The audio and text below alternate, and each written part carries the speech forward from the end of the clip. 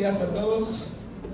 Es bueno vernos después de una semana muy larga, después de que algunos no habíamos podido venir, otros habíamos tenido cosas que hacer, pero siempre es bueno vernos como iglesia los días domingo al menos.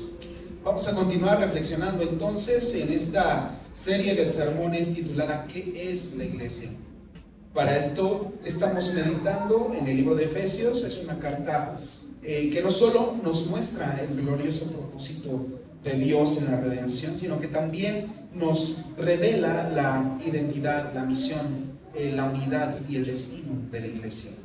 El objetivo es que a lo largo de esta serie el Señor nos enseñe, nos corrija y nos fortalezca para vivir como su cuerpo, su templo y su familia en medio de este mundo. Así que les pido por favor que abramos nuestras Biblias en Efesios capítulo 2, versículos del 19 al 22. Efesios capítulo 2, versículos del 19 al 22. Si usted no trae Biblia, aparecerán los versículos en las pantallas. Efesios capítulo 2, versículos del 19 al 22. Vamos a dar lectura entonces a los versículos del sermón de hoy. Dice así la palabra del Señor: Por lo tanto, ustedes ya no son extraños ni extranjeros, sino conciudadanos del pueblo elegido y miembros de la familia de Dios, edificados sobre el fundamento de los apóstoles y profetas, siendo Cristo Jesús mismo la piedra angular. En Él, todo el edificio bien armado se va levantando para llegar a ser un templo santo en el Señor. En Él también ustedes son edificados juntamente para ser morada de Dios por su Espíritu. ¿Ustedes han pasado frente a un edificio en construcción?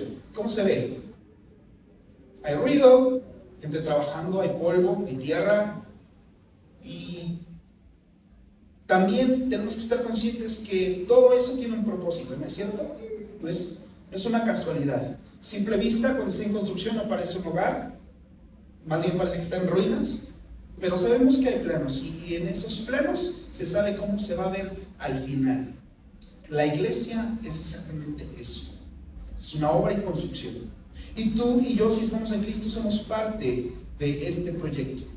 El apóstol Pablo en Efesios 2, del 19 al 22, usa repetidamente la palabra edificados. ¿Se dieron cuenta? Edificados. No es casualidad. Nos está mostrando qué es realmente la iglesia. No es una institución, no es un evento dominical, sino una obra viva que Dios está levantando en Cristo. Y esta palabra edificados nos da tres ideas clave a la pregunta ¿qué es la iglesia? Y las exploraremos en los siguientes 3 puntos. Punto número 1, edificados para pertenecer. Punto número 2, edificados para estar firmes. Y punto número 3, edificados para ser habitados. Edificados para pertenecer, edificados para estar firmes y edificados para ser habitados. Así que vamos al primer punto, edificados para pertenecer. Entonces recordemos lo que dice el versículo 19. Por lo tanto, ustedes ya no son extraños ni extranjeros, sino conciudadanos del pueblo elegido y miembros de la familia de Dios. Pablo comienza en este versículo diciendo, ustedes ya no son ¿qué? Extraños ni extranjeros. Esta frase era profundamente significativa para los creyentes gentiles a quienes él escribía. En el contexto bíblico, un extranjero era alguien sin ciudadanía, sin derechos, sin acceso a las promesas de Dios dadas a Israel. Y un extraño era todavía peor, alguien totalmente ajeno, alguien sin relación, sin conexión con el pueblo de Dios y con su historia. En otras palabras, éramos espiritualmente huérfanos, sin patria, sin herencia, sin hogar. Eso describe nuestra condición espiritual antes de conocer a Cristo. Aunque tal vez teníamos valores morales, practicábamos algún tipo de religión o sentíamos y hacíamos lo bueno hacia los demás, estábamos lejos de Dios. No éramos parte de su pueblo ni de su familia. Es como No sé si te ha pasado que vas a una reunión familiar de un amigo, de un conocido, una boda, un cumpleaños, pero tú no eres parte de esa familia. Estás ahí porque alguien te invitó. Comes, saludas, conversas, bailas, pero sabes que no perteneces. No estás en las fotos antiguas colgadas en la pared. No te sabes los chistes locales que se cuentan y te toca quedarte callado. No compartes las memorias ni los dolores que han unido a esa familia. ¿Te ha pasado esto? ¿Te sientes fuera de lugar, no es cierto? Pablo nos recuerda que sin Cristo éramos extraños y extranjeros. Y eso no solo describe una condición legal delante de Dios, sino también una profunda realidad espiritual. Estar sin Cristo es vivir sin un verdadero hogar, sin una identidad clara, sin dirección en un mundo que le pertenece a Él. Por eso, muchas personas no creyentes creen que saben cómo vivir esta vida, pero tarde o temprano se enfrentan con la dolorosa verdad de que no es así. Por ejemplo, pensemos que por fin logras algo por lo que trabajaste mucho. Que les gusta un ascenso, una casa nueva, un carro, una carrera. Por unos días te sientes en la cima. Pero después de un tiempo, este entusiasmo se apaga y te das cuenta que este logro no llenó lo que esperabas que llenara. Entonces, vas por otro objetivo, buscas otra meta y repites ese mismo ciclo. Esto refleja una verdad muy incómoda. Puedes tener éxito externo, pero seguir sintiéndote vacío por dentro. Porque fuimos creados para algo más que acumular logros. Fuimos creados para pertenecer. Sin Cristo, nada en esta vida tiene peso eterno. Y por eso, aunque lo tengamos todos, seguimos sintiéndonos como forasteros en nuestra propia historia. Pero ahora dice Pablo que en Cristo ya no estamos fuera, que hemos sido elegidos para entrar.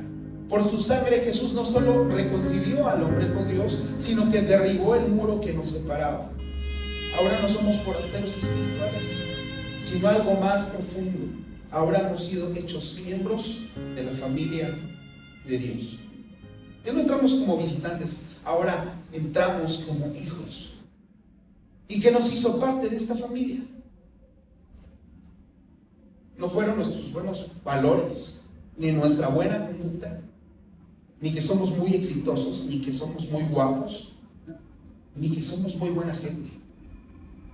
Fue la gracia de Dios en Cristo. Como dice el pastor John Stott, Cristo no murió solamente para salvar individuos, sino para crear una nueva comunidad. La iglesia es la comunidad de los reconciliados, edificada por gracia y para la gloria de Dios. La voy a repetir. Cristo no murió solamente para salvar individuos, sino para crear una nueva comunidad. La iglesia es la comunidad de los reconciliados, edificada por gracia y para la gloria de Dios. ¿Y qué significa esto?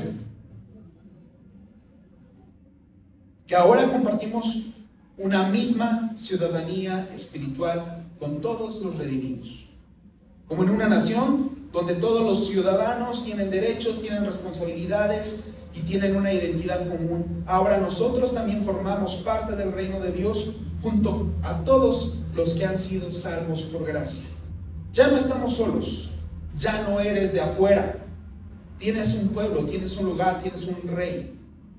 Esto implica recordar que en una familia no todo es perfecto, pero en una familia hay amor, hay cuidado, hay disciplina, hay un propósito compartido. Esto es la iglesia, ¿no es cierto? Una familia espiritual en la que crecemos juntos, en la que lloramos juntos, en la que luchamos juntos y celebramos juntos en y por Cristo. ¿Realmente eso es la iglesia para ti? ¿Realmente eso significa la iglesia para ti? Un lugar en donde creces junto a otros, en donde lloras junto a otros, en donde ¿Luchas junto a otros recordándose la fe que tienes en Cristo? ¿O simplemente eres un cristiano que vienes a la iglesia los domingos y cuando termina el servicio sales corriendo sin platicar con nadie porque te urge llegar a la barbacoa si no te van a cerrar? Y no te relacionas con nadie y no platicas con nadie. A veces es difícil relacionarte en una iglesia, ¿no es cierto? Es algo que nos pasa a todos. Incluso yo, siendo cristiano, me he sentido como un extraño en muchos momentos. He estado en medio de reuniones, en medio de eventos, rodeado de personas, aquí mismo entre ustedes, en el Redentor, y aún así me he sentido desconectado, como si no encajara. A veces esa sensación no viene porque otros me rechacen, sino por mis inseguridades internas. Pero cuando vuelvo al Evangelio, recuerdo que le pertenezco a alguien más grande que cualquier cosa. Y que no es por mi desempeño, sino porque Cristo me hizo parte de su familia. Tal vez tú también te sientas así hoy.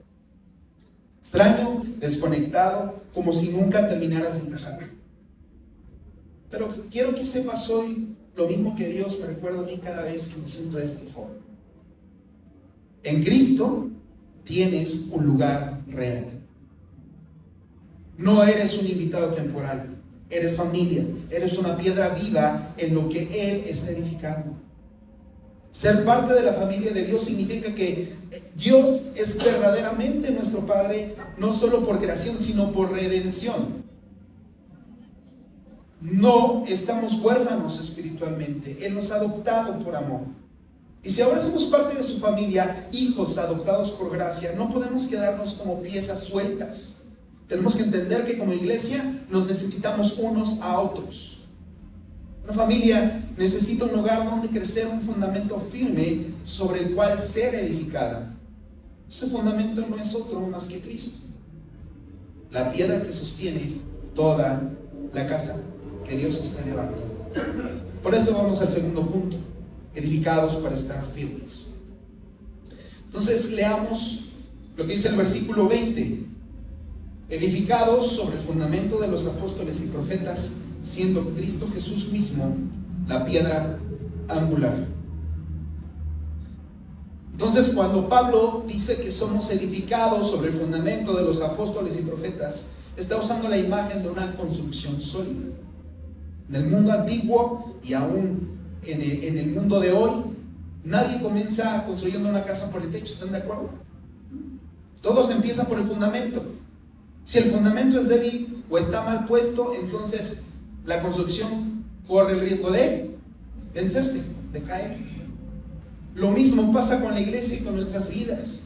Muchas veces queremos construir nuestras vidas sobre el éxito, sobre una relación, sobre nuestra familia, sobre la aprobación de otros, o incluso una buena reputación entre nosotros. Pero nada de eso es suficiente. Solo Jesús tiene la capacidad de sostenerlo todo, especialmente cuando llegan las tormentas. Ese fundamento del que habla Pablo es la enseñanza que Dios reveló a través de los apóstoles y profetas, es decir, la palabra que ahora tenemos en las Escrituras.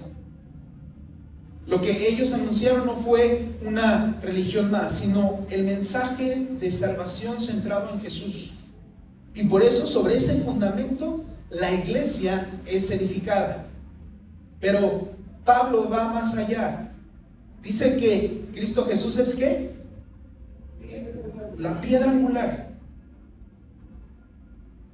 En una edificación antigua la piedra angular era la primera que se ponía en la esquina de la base.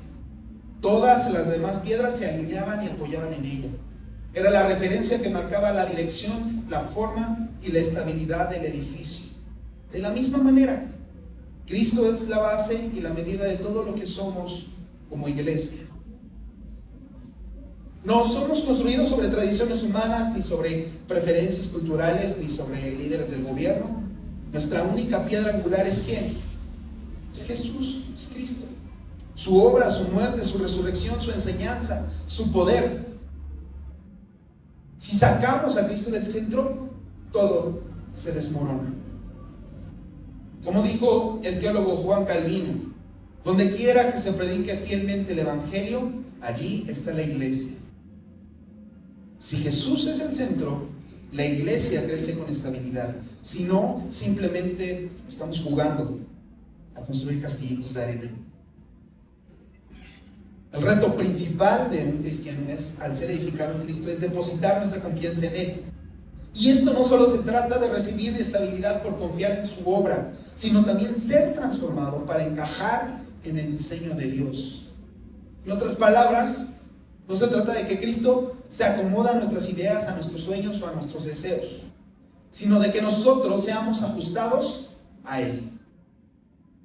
William Hendrickson, en su comentario al Nuevo Testamento de Efesios, dice: la piedra angular define las líneas del edificio. La piedra angular define las líneas del edificio. Es decir, Cristo marca la forma, marca el carácter, marca la dirección de nuestras vidas. Ser edificado en Cristo significa decirle: Señor, tú defines mi verdad, Señor, tú defines mi camino, Señor, tú eres mi identidad, Señor, tú tomas y guías mis decisiones. Esto no es fácil, pues choca con nuestra verdadera naturaleza de pecado, que todos los días nos está alentando a hacer lo que nosotros queremos hacer, ¿no es cierto? En los últimos meses he estado teniendo momentos en donde siento que todo se mueve. Decisiones difíciles, conversaciones difíciles, situaciones de inestabilidad. Y consecuentemente estoy dudando constantemente si estoy haciendo lo que es correcto o si de nuevo voy a tomar una decisión incorrecta y voy a fracasar por ello. En esos momentos me doy cuenta de que muchas veces he intentado sostenerme en mi propio esfuerzo, en mis planes, en cómo me están saliendo las cosas, en si tengo lo que quiero. Y entonces es donde el Evangelio vuelve a centrar y me dice: Cristo no se mueve. ¿Te das cuenta? Él es la piedra que no cambia, incluso cuando todo en mí sí está cambiando. Eso me sostiene, eso me realinea, eso me da paz. Y tal vez tú estás también ahí tratando de sostenerte en cosas que se están tambaleando. Por ejemplo, si tu fundamento es tu trabajo, entonces cuando lo pierdes o no logras lo que esperabas o no obtienes el ascenso que tú necesitabas, tu valor personal se desmorona. Pero si Cristo es tu fundamento, tu identidad no depende de tu productividad, sino del amor incondicional que has recibido. Tú no eres lo que haces, eres lo que Él hizo por ti. Si tu fundamento es una relación sentimental o una relación familiar, cuando esa relación falla, se enfría o se rompe, sientes que todo se viene abajo, ¿cierto? Pero si tu fundamento es Cristo, incluso en el dolor sabes que no estás solo, porque Él no te deja, Él no te abandona. El amor humano siempre puede fallar, pero el amor de Cristo permanece. Si tu fundamento es tu imagen, tu apariencia, tu reputación, vivirás con el miedo constante al rechazo, a no ser suficiente para los demás. Pero si tu fundamento es Cristo, puedes vivir con libertad sabiendo que ya has sido aceptado por el Padre, no por lo que aparentas, sino por quien eres en Él. No necesitas demostrar tu valor, porque en Cristo ya tienes valor. Si tu fundamento es el éxito, la aprobación, el dinero, cada crítica, cada pérdida se convierte en una amenaza a tu identidad. Pero si estás edificado en Cristo, estas cosas ya no definen tu vida. El Evangelio te dice: tú puedes perderlo todo y seguir siendo completo en Él y por Él. Así que la pregunta es: ¿dónde estamos edificando nuestra vida hoy? Porque si es en cualquier cosa que este mundo nos puede ofrecer, tarde o temprano, estas cosas se van a caer, se van a mover. Pero si es en Cristo, aunque todo lo demás tiemble, tú vas a permanecer firme. Quiero decirte, como alguien que también se ha sostenido en fundamentos muy frágiles, Cristo es suficiente. Su Evangelio es el único fundamento que no se mueve. La implicación de ser edificado en Cristo es rendirse a su plan, confiar en la firmeza de su salvación, incluso cuando nuestro corazón nos invite a construir nuestra vida por nuestra cuenta. Construir la vida sobre Cristo significa confiar en su redención, no en nuestros intentos de mantenernos firmes. Dios no solo quiere edificarnos para sostenernos, sino para habitar entre nosotros. Él no construye una casa vacía, sino un lugar en donde Él mismo quiere habitar. Vamos al punto 3, edificados para ser habitados. Ahora bien, leamos los versículos 21 y 22 de Efesios 2. Dice: en Él todo el edificio bien armado se va levantando para llegar a ser un templo santo en el Señor. En Él también ustedes son edificados juntamente para ser morada de Dios por su Espíritu. ¿Qué quiere decir con bien armado? ¿Qué quiere decir con bien armado? La idea del griego original es la de un edificio cuidadosamente ensamblado, ajustado con precisión. Como cuando armamos un rompecabezas donde todas las piezas tienen un lugar, encajan perfectamente y no sobran y no faltan. Eso significa que en la verdadera iglesia nadie está de más. Nadie es irrelevante. Nadie está aquí por accidente. Dios te está colocando en un lugar exacto en su obra.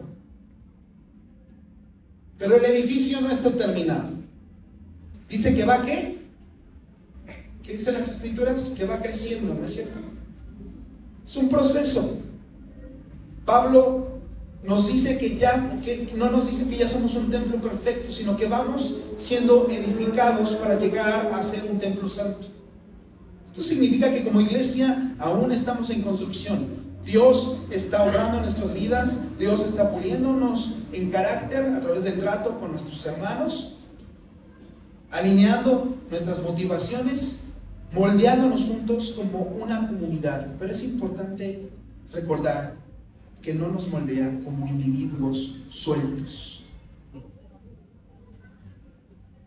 Cuando Pablo dice ustedes son edificados juntamente, se refiere a que no crecemos por separado. Edificados juntamente es la clave. El crecimiento cristiano ocurre en comunidad, no en aislamiento. No somos piedras sueltas en el suelo. Somos bloques en un edificio, sostenidos unos por otros. Somos edificados juntos cuando entendemos que todos llegamos a Dios por el mismo camino. El sacrificio de Cristo hecho en nuestro favor. Esto implica que debemos reconocer que nadie es mejor que otro. No hay lugar en la iglesia para creer que somos mejores que los demás, porque todos fuimos perdonados, todos fuimos comprados por la misma sangre, todos venimos del mismo lado. Esto nos permite vivir como iguales, como hermanos, no como rivales, no como extraños. La reconciliación que Dios nos da no solo es vertical, sino también es horizontal entre nosotros. Y esta unión la da el Espíritu Santo. Él es quien nos hace parte del mismo cuerpo. No importa si somos flacos, si estamos gordos, si somos de derecha, si somos de izquierda, si somos blancos, si somos morenitos. Dios nos pone en el mismo edificio espiritual por su obra. ¿Y para qué Dios nos está edificando? Dice el versículo 22, para que seamos morada de Dios por su Espíritu. Esto es glorioso. En el Antiguo Testamento la presencia de Dios estaba en el tabernáculo o en el templo de Jerusalén, pero ahora Dios ya no habita en templos hechos por manos humanas, sino en su pueblo, en su iglesia, entre nosotros. No es una visita ocasional, es un residente permanente. no solo en cada creyente de forma individual, sino especialmente en la comunidad unida de creyentes que creemos en el Evangelio. El Evangelio es esa buena noticia, que Jesús vino a vivir la vida perfecta que nosotros no podíamos vivir y a morir la muerte que nosotros merecíamos. En la cruz Él cargó nuestra culpa y rompió el muro que nos separaba de Dios.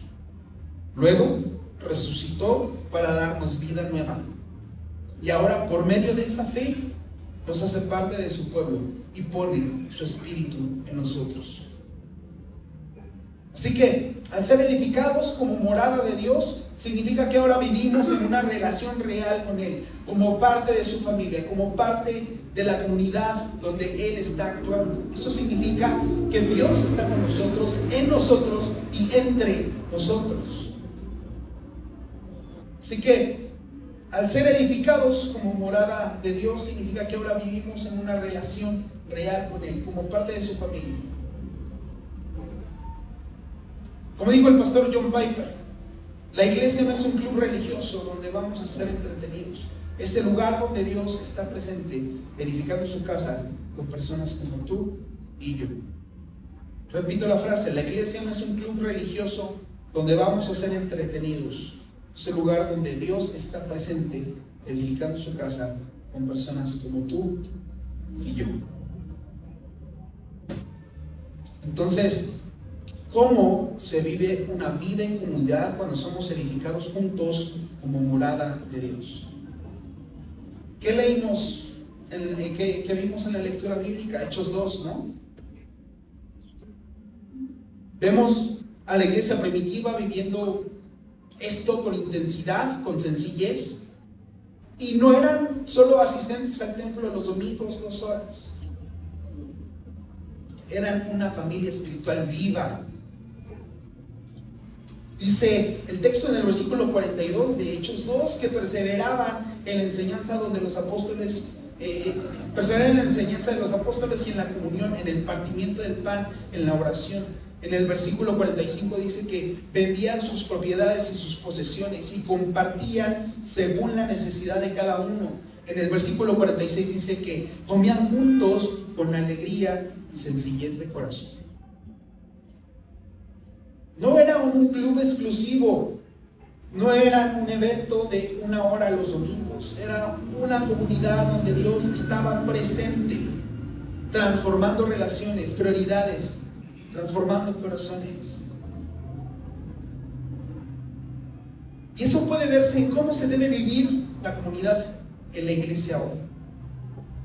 Por ejemplo, cuando alguien está pasando por una crisis, sea económica, espiritual, emocional, la iglesia no debe responder con frases bonitas. Échale ganas. Todo va a estar mejor, primeramente Dios. La iglesia debe responder con presencia, con oración, con ayuda práctica, con acompañamiento.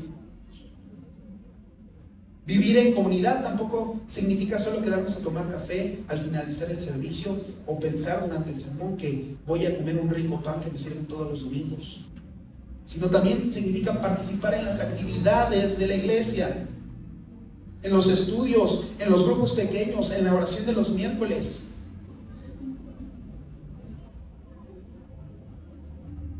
Es ahí donde aprendemos a conocernos de verdad, a compartir nuestras luchas, a compartir nuestra fe, a crear un espacio donde podemos ser nosotros mismos, sin máscaras.